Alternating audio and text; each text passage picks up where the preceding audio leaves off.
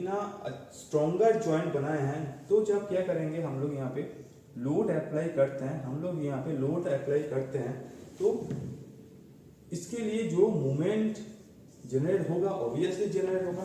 तो उस मोमेंट को क्या करेगा, ये जो लोडेड मेंबर है, ये जो लोडेड मेंबर है, ये तो आपका लोडेड मेंबर है और एक सपोर्टिंग मेंबर है, जो लोडेड मेंबर फुल्ली ट्रांसफर करेगा किसमें, इस सपोर्टिंग मेंबर में। जब फुल्ली ट्रांसफर करेगा तो जॉइंट ज्यादा एफिशिएंट एंड ज्यादा स्ट्रॉन्गर होने का दौरान क्या होता है, यहाँ से जो मोमेंट रिएक्शन मिलता है वो भी अच्छा खासा मोमेंट रिएक्शन जितना हमको मिलना चाहिए एक स्ट्रॉन्ग जॉइंट से उतना मिल जाता है। इसीलिए क्या होता है, सेल्फ लोडेड मेंबर नहीं घूमता है, उसके साथ टाइटली जॉइंट जो है टाइटली जॉइंट जो है सपोर्टिंग मेंबर, वो भी जितना रोटेशन लोडेड मेंबर में मिलता है उतना रोटेशन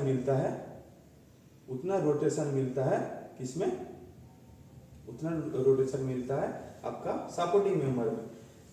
सेमी रिजिड में क्या हो रहा था, रोटेशन मिल रहा था, लेकिन जितना रोटेशन मिल रहा था आपका लोडेड मेंबर में उतना उससे थोड़ा सा कम हम लोग को मिल रहा था सपोर्टिंग मेंबर से, क्योंकि वो सेमी रिजिड जॉइंट था।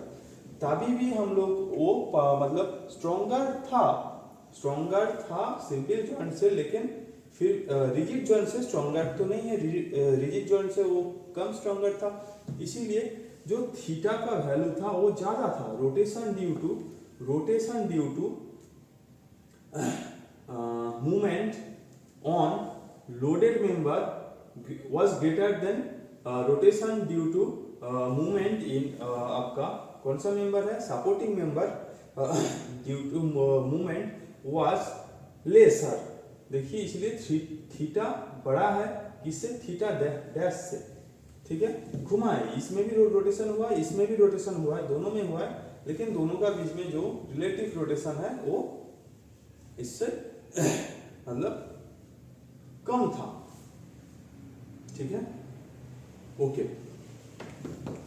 यहाँ पे देख सकते हैं जितना रोटेशन इसमें मिला है, किसमें, लोडेड मेंबर में ये तो था लोडेड मेंबर का ओरिजिनल कंडीशन, ये उसका फाइनल कंडीशन, ये क्या था जो सपोर्टिंग मेंबर का फाइनल कंडीशन, ये सपोर्टिंग मेंबर का ओरिजिनल कंडीशन। तो देखिए जो लोडेड मेंबर है वो जितना घुमा है, ये जो सपोर्टिंग मेंबर है उतना घुमा है। तो फर्स्ट में इन लोगों का बीच में जो एंगल था वो था 90 डिग्री, आफ्टर रोटेशन इन लोगों का बीच में एंगल वो भी 90 डिग्री है, ठीक है। तो इस केस में देखिए ये तो था पहले 90 डिग्री, बट आफ्टर रोटेशन ये 90 डिग्री नहीं है, ये सपोज आपका 95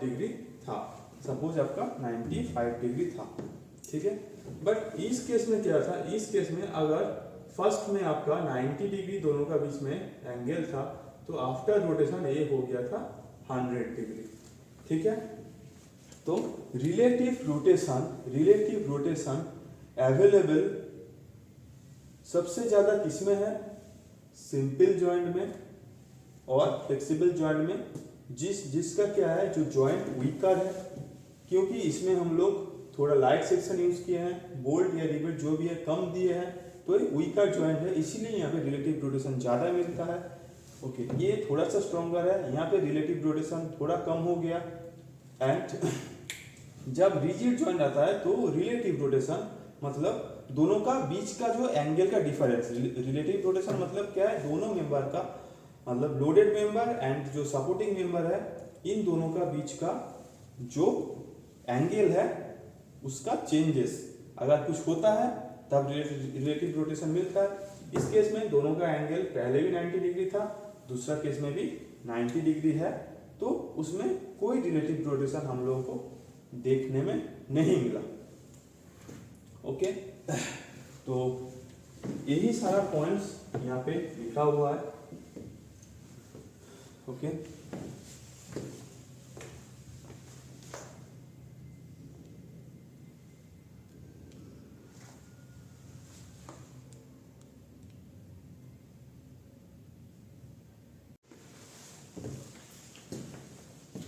तो तो यही जो पॉइंट्स अभी बोले हैं ये सारा पॉइंट इधर लिखा है।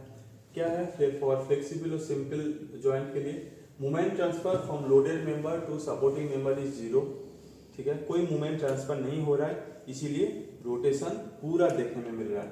ठीक है, shear force transfer is full, पूरा शियर फोर्स ट्रांसफर हो रहा है from loaded member to supporting member. अच्छा, relative rotation and relative deformation is available because it is a weaker joint. तो सिंपल जॉइंट वीकर जॉइंट है, इसीलिए relative rotation मिल रहा है कि पहले supporting member and loaded member का बीच में जो एंगल था वो था 90 डिग्री। उसके बाद मतलब आफ्टर अप्लाइंग लोड तो वो बढ़ के कुछ ज़्यादा हो जाएगा। एज एन एग्जाम्पल यहाँ पे हम 100 डिग्री दिखाए हैं। ओके, अच्छा, तो ऑब्वियसली ये इकोनॉमिकल जॉइंट होगा, सिंपल जॉइंट, क्योंकि जो हम लोग यूज कर रहे हैं क्या यूज कर रहे हैं, लाइटर सेक्शन यूज कर रहे हैं, बोल्ट या रिवेट जो भी है उसको भी हम कम यूज कर रहे हैं, तो ऑब्वियसली वो एक इकोनॉमिकल जॉइंट हो जाएगा।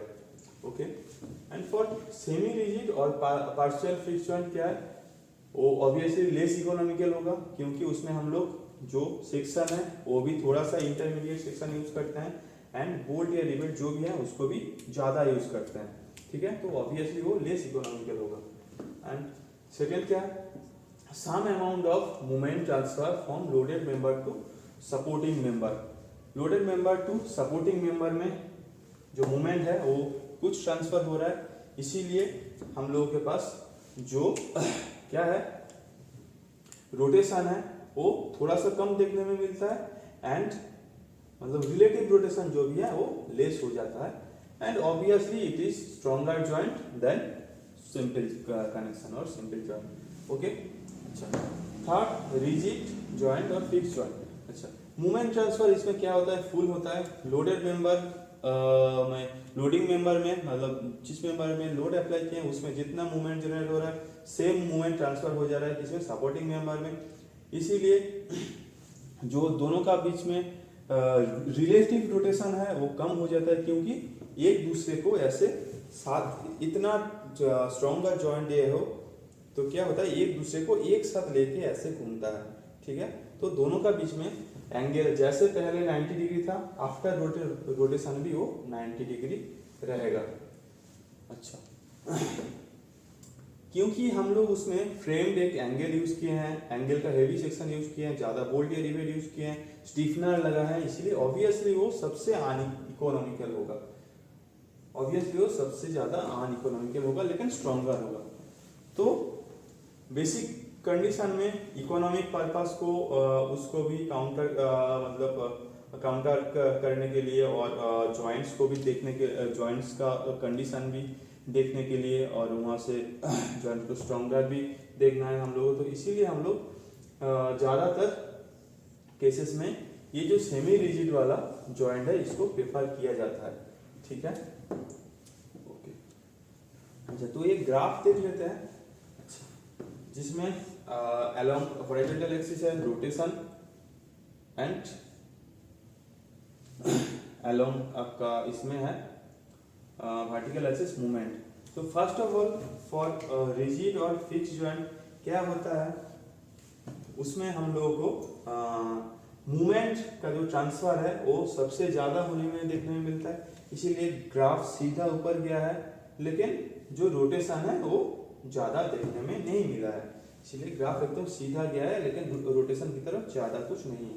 ठीक है, फॉर सेमी रिजिड जॉइंट क्या होता है, some amount of movement transfer होता है from loaded member to supporting member and some amount of rotation देखने में मिलता है, इसीलिए ग्राफ जो है थोड़ा ऊपर जाता है, थोड़ा रोटेशन की तरफ भी जाता है। Okay, but for flexible movement उसमें तो मूवमेंट ट्रांसफर का बिल्कुल मतलब कम होता है, इसीलिए ग्राफ ज़्यादा ऊपर तक नहीं आएगा, एकदम ऑलमोस्ट पैरेलल टू हॉरिजॉन्टल जो कि है हम लोग को देखने में मिलता है फॉर फ्लेक्सिबल और पिंच, और मतलब flexible is a pinch kind of joint और simple joint. Okay,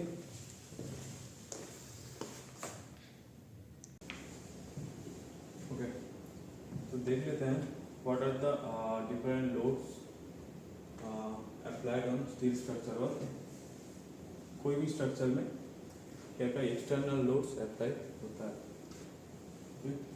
first of all क्या है, लाइव लोड। अच्छा, लाइव लोड यानी जो मूवेबल लोड्स होता है। तो मतलब ये जो हम लोग चल फिर रहे हैं, ये जो फर्नीचर वगैरह है जिसको हम लोग एक जगह से दूसरे जगह लेके जा सकते हैं, ये सारा क्या है, लाइव लोड्स के अंदर आता है। सेकेंड है डेड लोड। डेड लोड यानी जो सेल्फ वेट ऑफ स्ट्रक्चर है वो, एंड जो परमानेंटली अटैच स्ट्रक्चर्स है, मतलब मेन स्ट्रक्चर के साथ जो परमानेंटली अटैच स्ट्रक्चर्स है वो सारा डेड लोड्स के अंदर आता है। नंबर 3 क्या है, विंड लोड। ठीक है, नंबर 3 विंड लोड। अच्छा, नंबर 4 सिस्मिक लोड यानी अर्थक्वेक लोड। अच्छा, नंबर 5 स्नो लोड्स, जहाँ पे जो कोल्ड एरियाज वगैरह है, जहाँ पे टेम्परेचर माइनस के नीचे रहता है, वहाँ पे क्या होता है, जब स्नो गिर जाता है तो वो एज अ लोड का हिसाब से काउंट होता है, तो उसको हम लोग स्नो लोड बोलते हैं। नंबर 6 क्या है, नंबर 6 है फ्लूइड प्रेशर। सपोज जो पानी का प्रेशर है, मतलब सपोज यहाँ पे एक एग्जांपल दिया है, जो स्विमिंग पूल है, स्विमिंग पूल में जब पानी रहता है तो उसका प्रेशर रहता है, जो उसका साइड वाला वॉल है उसमें पड़ता है, या तो अगर टेरेस में है तो जो रूफ है उसमें पड़ता है। ठीक है, तो वो हो गया fluid pressure. Number 7 arc pressure. Okay, तो नंबर 7 क्या है, आर्क प्रेशर। अच्छा, आर्क प्रेशर यानी जो सपोज जो अंडरग्राउंड बेसमेंट्स होता है उसका साइड में जो वॉल्स वगैरह है, रिटेनिंग वॉल्स वगैरह है, उसमें जो मिट्टी का प्रेशर आता है, ठीक है, उसको हम लोग बोल सकते हैं जो आर्क प्रेशर। वो ऑब्वियसली स्ट्रक्चर के ऊपर आएगा मिट्टी का प्रेशर, तो उसको हम बोल देंगे आर्क प्रेशर। ठीक है। अच्छा, ब्लास्ट फोर्स, कहीं कुछ ब्लास्ट वगैरह बम वगैरह फटा, उसके रिगार्डिंग जो फोर्स आता है वो हो जाएगा आपका ब्लास्ट फोर्स के अंदर। नेक्स्ट क्या है, thermal forces, that is the temperature forces.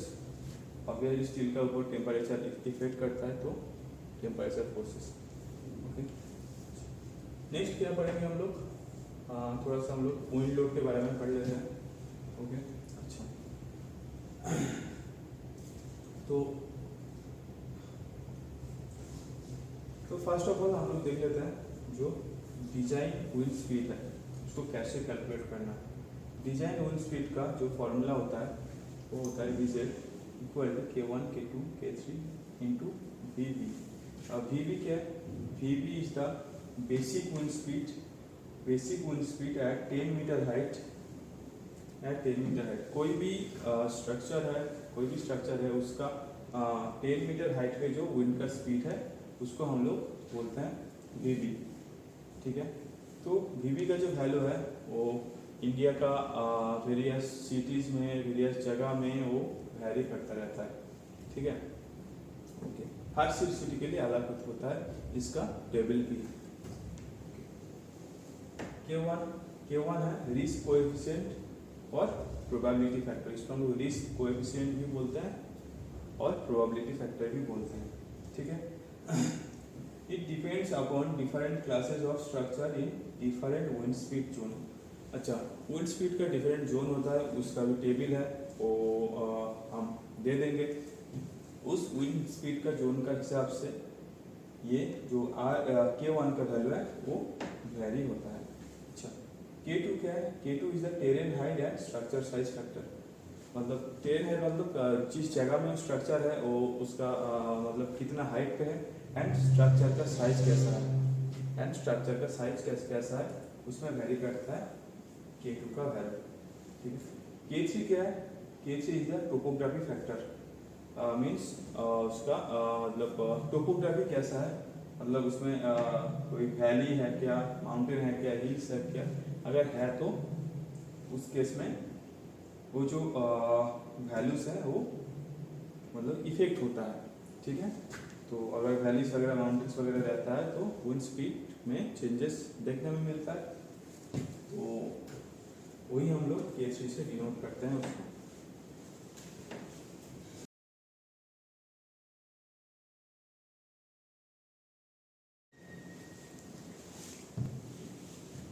Next हम लोग के पास क्या है, डिजाइन विंड स्पीड हो गया। अब हम लोग देखेंगे डिजाइन विंड प्रेशर।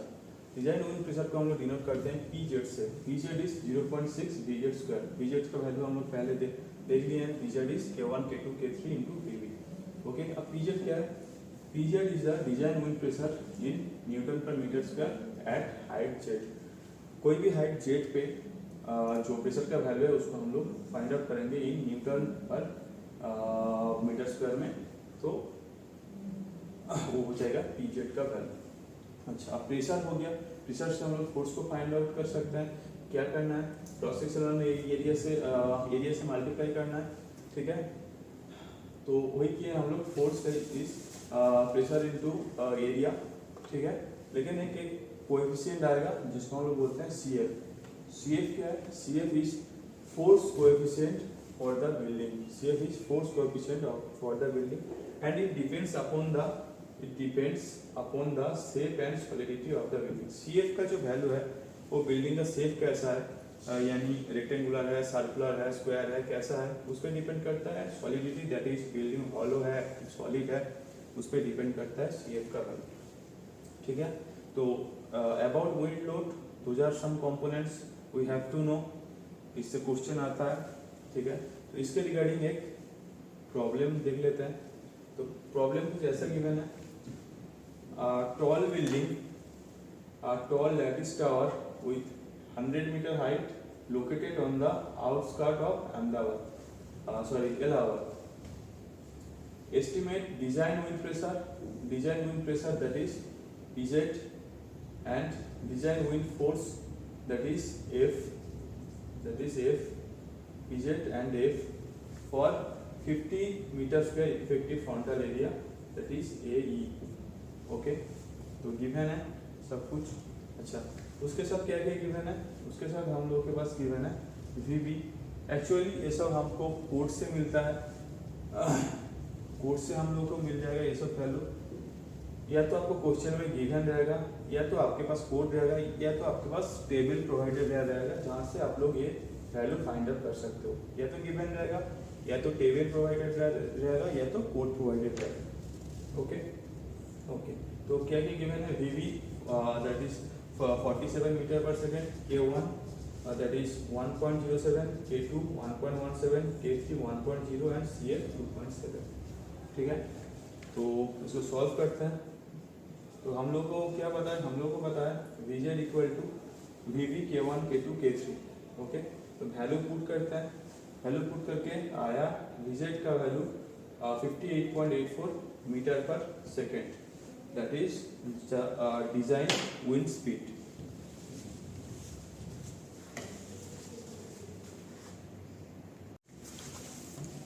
ओके, तो हम लोग को क्या मिला था? ये जो VZ का वैल्यू मिला था 58.84 meter per second. So now design wind pressure. तो डिजाइन विंड प्रेशर का फॉर्मूला क्या है? PZ equal to 0.6 BZ square. So value put करते हैं, क्या मिलता है?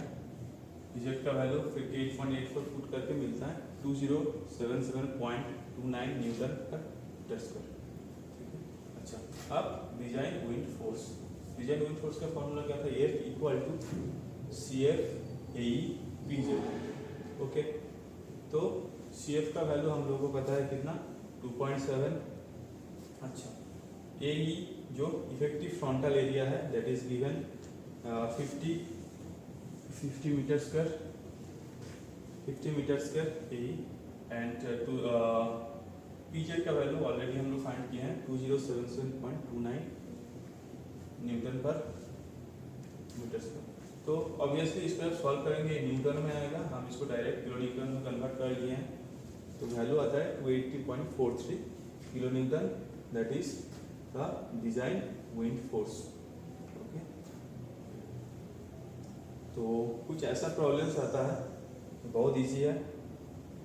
ठीक है, तो थोड़ा सा बस एक दो जो इसका इक्वेशंस है याद रखना है, बस बाकी जो अगर वैल्यू गिवन है तो सही है, नहीं तो कोड से हम लोग या तो टेबल से उठा के हम लोग न्यूमेरिकल सॉल्व कर सकते हैं। बहुत इजी प्रॉब्लम है, आता है ये। ओके, तो आप देख लेते हैं some properties of structural steel. अच्छा, स्ट्रक्चरल स्टील का क्या क्या प्रॉपर्टी है इसको याद रखना है। इंटरव्यू में भी पूछा जाता है, कॉम्पिटिटिव एग्जाम में भी डायरेक्ट पूछा जाता है। जब हम लोग न्यूमेरिकल प्रॉब्लम्स करेंगे उसके लिए भी ये बहुत ज़्यादा इम्पोर्टेंट है, ये वैल्यू सारा याद रखना है, ठीक है। फर्स्ट ऑफ ऑल क्या है, फर्स्ट ऑफ ऑल है unit weight of steel that is 7850 kg per metre cube. Okay, second that is modulus of elasticity और यंग्स मॉड्यूलस, ठीक है, दैट इज ई, उसका वैल्यू कितना है 2 × 10⁵ न्यूटन पर mm² पर 2 × 10⁵ मेगापास्कल, ठीक है। Number 3 yield stress Fy varies from 220 to 540 Newton पर mm², ठीक है, 220 to 540 न्यूटन पर mm²। फोर्थ है ultimate tensile strength. Ultimate tensile strength क्या है 1.2 times of Fy, 1.2 times of Fy that is 1.2 times of yield stress। Okay, number 5 क्या है shear modulus, जिसको हम डिनोट करते हैं जी से। शियर मॉड्यूलस क्या है 0.4 इंटू ई, क्या है Young's modulus of elasticity. Number 6 क्या है, number 6 Poisson's ratio. Poisson's ratio is 0.3 for elastic range and 0.5 for plastic range, ठीक है। इलास्टिक रेंज प्लास्टिक रेंज क्या है ये बाद में पढ़ेंगे हम लोग, ओके। नंबर 7 क्या है, नंबर 7 है coefficient of thermal expansion that is alpha T. Alpha T is 12 × 10⁻⁻6 per degree Celsius, ठीक है। Number 8 coefficient of thermal contraction that is alpha C is 6.7 × 10⁻⁻6 per degree Celsius. तो नेक्स्ट क्लास में हम लोग rivet शुरू करेंगे, okay. Thank you.